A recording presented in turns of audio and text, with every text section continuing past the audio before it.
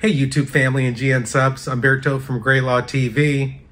Good news, always coming at you with good news. You know that, huh? What do I have today? May 11th, 2021, there is a new visa for startup companies. You want to come and you want to start a company? Fantastic. All of you F1 student visas, big for you guys. Let's say you and your, colleagues from school, you guys want to start a company.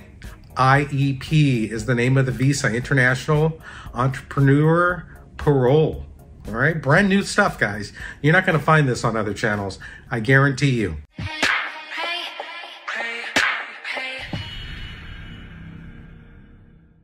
So let's talk a little bit about this IEP.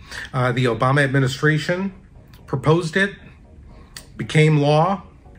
During the Trump administration, they tried to rescind it, so it wasn't in play. That's why, to date, there's only been 20 applications filed under this IEP. May 11th, Biden administration says, hey, let's do it. Let's kickstart this parole visa, and hey, it's available. All right. So again, I can't reiterate how important it is to know, those of you who want to come to the U.S. and start a U.S. company, you don't need to invest tons and tons of money to do so. You can come now. Check this out, the requirements. We're going to go through the requirements, all right? So who is this for? This typically is for researchers, inventors, and individuals who want to start a startup company. A lot of tech companies, right? A lot of ideas. You get out of college, man, you got a great idea. You can raise money. You raise money, you start your U.S. company, and hey, the IEP will be the visa, that's available for you. So, this is a great way to start your business in the U.S. Let's go through the requirements, okay? So it has to be a new U.S. corporation that's been established for less than 5 years. So it's a new company. So the co-founders, the founders of the entity, has to own at least 10% of the entity. The next requirement is that you need to oversee the investment, all right? So you have to hold a position as CEO or CFO. You have to oversee your investment. You have to run the operation. All right, so what are the capital requirements? The capital requirement is $250,000. Now, here's the deal. It's $250,000 or $100,000 if you are raising it from a governmental agency. So if you get a grant or an award up to $100,000, that could be used to capitalize your company and for you to get the visa. Otherwise, $250,000. Again, you don't have to put in the money. This is an important distinction. We'll talk about this on the E2 visa.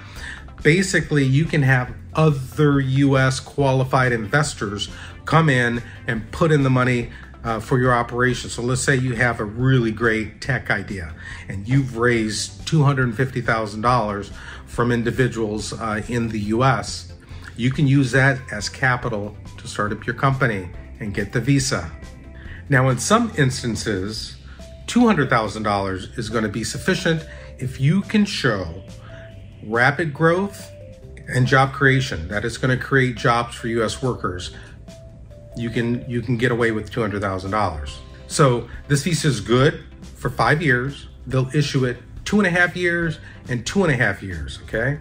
What do you need to get an extension, right? So to get an extension, you need to prove that you've maintained at least 5% interest in the company. So let's say you had 10% interest. Let's say you sold your 5% to raise more capital. No problem. As long as you maintain 5% interest in the entity, you can get the extension of the visa. You also have to maintain your position, as CEO or CFO. You have to oversee the operation. You have to oversee the investment, okay? Now, you also have to prove one of the following for the extension: that you've reached revenues of $500,000, that your capital has increased from $250,000 to $500,000, or that you have revenue in the amount of $500,000, or that the company has created at least 5 full-time jobs. If you do that, you can get it extended for another 2.5 years. Let's compare this with other visas, right? So let's talk about the e-visa, right? The investor visa. You need to invest a substantial amount and you have to own 50% of the entity. You have to bring in your money cash, right? This IEP, it doesn't have to be your capital. It can be US individuals who own 90% of the entity. As long as you own 10% of the entity, you're good. Let's talk about the O1 visa for business.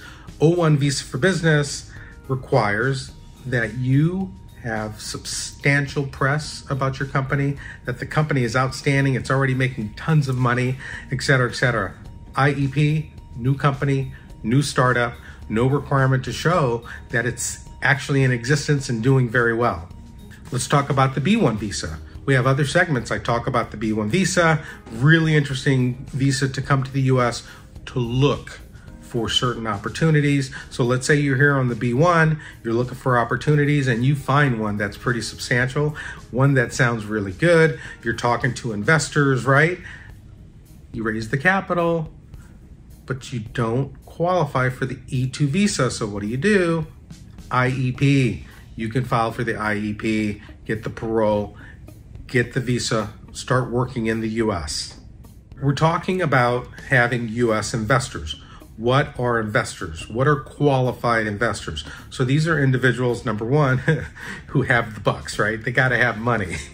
So the money that they're investing with you is insubstantial in terms of their overall assets and net worth. So you would have to show by way of their tax return what their assets are, what their net worth is, and that they are not relying on this investment to make a living, right?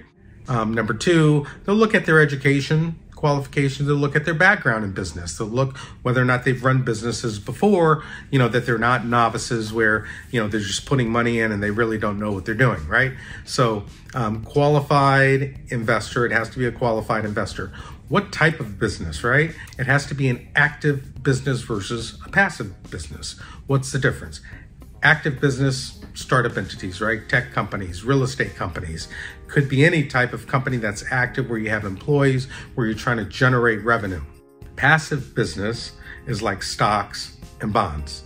Those won't work, okay? So you just can't bring in money, put it in the stock market and get this visa. It's not gonna work.